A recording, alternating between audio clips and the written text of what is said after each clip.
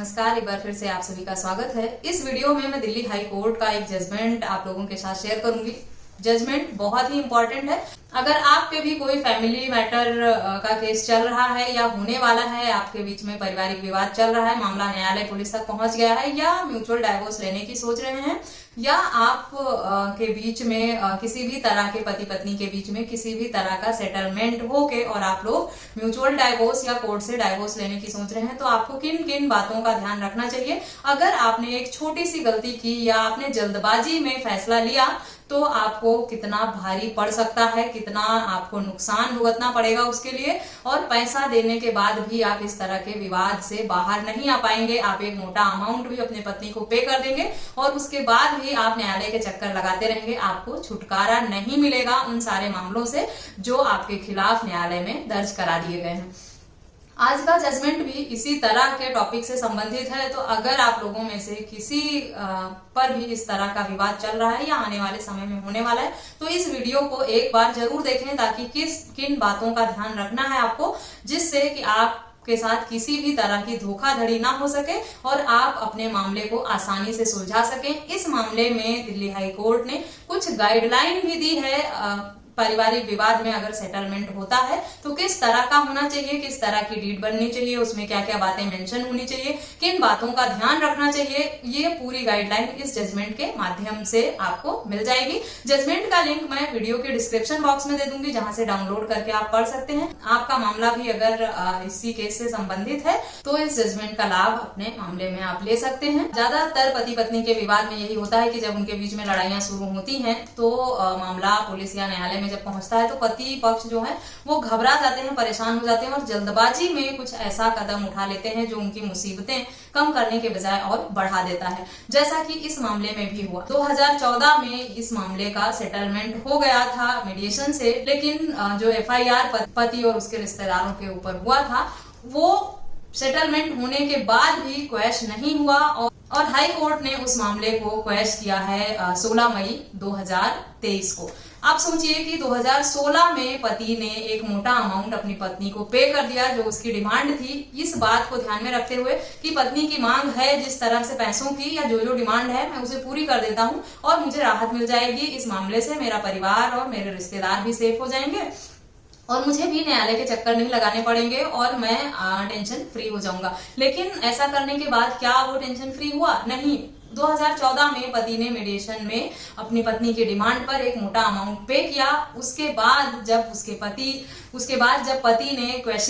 FIR question की मांग की सेटलमेंट और अमाउंट पे करने के बाद, तब पत्नी ने अपना स्टेटमेंट बदल दिया और उसने ये कहा कि जो मेरा समझौता जो भी हुआ है वो सिर्फ पति के साथ हुआ है, अन्य जो भी पक्षकार हैं उनके साथ मेरा किसी भी तरह का समझौता नहीं हुआ है। पति ने यहाँ पे गलती ये की थी कि जो भी उनका सेटलमेंट हुआ था उसका जो सेटलमेंट डीड था, सेटलमेंट का जो एग्रीमेंट उनका बना था, उसमें सारे तथ्य साफ साफ मेंशन नहीं किए थे, जिसकी वजह से उसे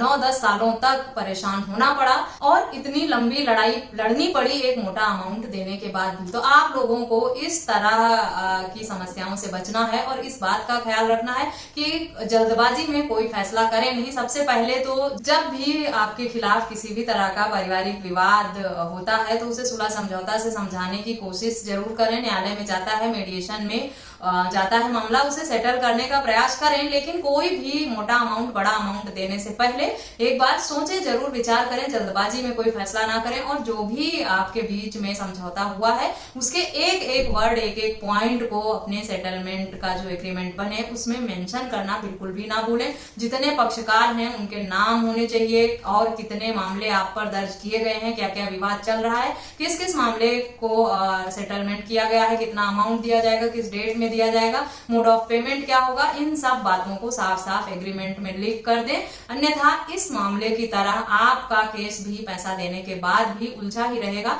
और आपको इन समस्याओं से निजात नहीं मिलने वाली है। जिसका फैसला 16 मई 2023 को आया है, जिसमें हाईकोर्ट ने पति के रिश्तेदारों को और परिवार वालों को राहत दी है। इस बात को ध्यान में रखते हुए और समझते हुए कि पति और उसके परिवार रिश्तेदारों के साथ जो भी हुआ है वो गलत हुआ है, लेकिन सिर्फ कह देने देने से या जजमेंट पास होने से या 10 साल 9 साल लड़ने के बाद, एक मोटा अमाउंट देने के बाद अगर पति को राहत मिलती है तो उसके साथ कितनी बड़ी नाइंसाफी हो गई, सिर्फ जल्दबाजी में उठाए गए एक कदम की वजह से। तो जब भी कोई भी विवाद होता है तो उसे थोड़ा समय देकर सोच समझ कर और फैसला लें, क्योंकि जब आप जल्दबाजी करते हैं तो आपसे कहीं ना कहीं गलती हो ही जाती है। इस मामले में भी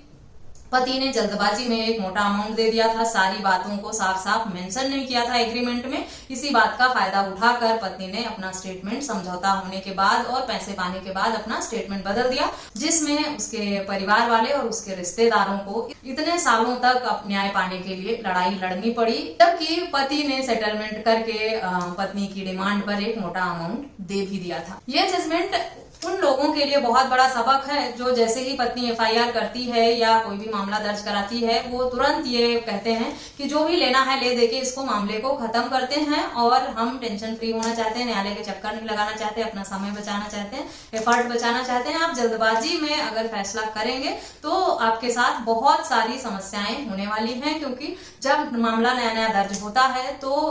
उस टाइम पे जो कंप्लेनेंट होता है दबाव बनाता है दूसरे पक्षकार पर, और ऐसे में अगर पति पक्ष जो है वो कमजोर पड़ जाते हैं या घबरा जाते हैं या जल्दबाजी में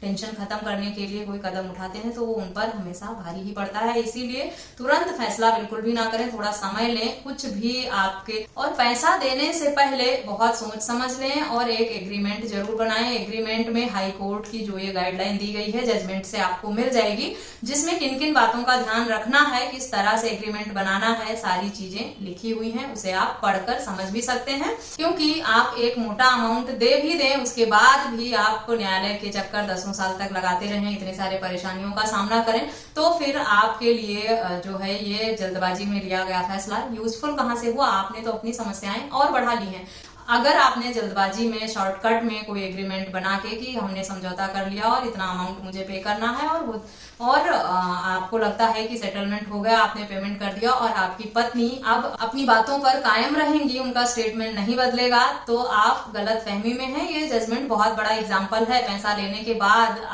आपकी पत्नी का स्टेटमेंट नहीं बदलेगा, वो अपनी बातों से मुकर नहीं जाएंगी और आपके अगेंस्ट बयान नहीं देंगी या आपके परिवार वालों को राहत ही मिलेगी, इस बात की कोई गारंटी नहीं है। और ना ही पैसा देने के बाद आप को कोई इस तरह के हक अधिकार हैं कि आप दबाव बनाकर या जबरदस्ती उनसे सिग्नेचर करा सकते हैं। इन सारी समस्याओं से बचने का बेहतर तरीका यही है कि आप जो भी करें बहुत सोच समझ कर करें, प्रॉपर एग्रीमेंट बनाएं, एक एक शब्द, एक एक शर्तें, एक एक नियम, सभी व्यक्तियों के नाम, सब कुछ साफ साफ एग्रीमेंट में लिखा होना चाहिए। बाकी डिटेल में जानकारी पाने के लिए आप जजमेंट को डाउनलोड करके पढ़िए, जिसमें आपको सारी जानकारी अच्छे से मिल जाएगी। और आशा करती हूँ ये जजमेंट आप लोगों के लिए यूजफुल होगा। इस तरह के और भी लीगल टॉपिक पर अगर आप वीडियो चाहते हैं तो मेरे चैनल को सब्सक्राइब करके बेल आइकन को प्रेस करना बिल्कुल भी ना भूलें, ताकि इस तरह की और भी इंफॉर्मेटिव वीडियोस आपको मिलती रहें। इस वीडियो में बस इतना ही, मिलते हैं नेक्स्ट वीडियो में, तब तक के लिए थैंक यू एंड बाय।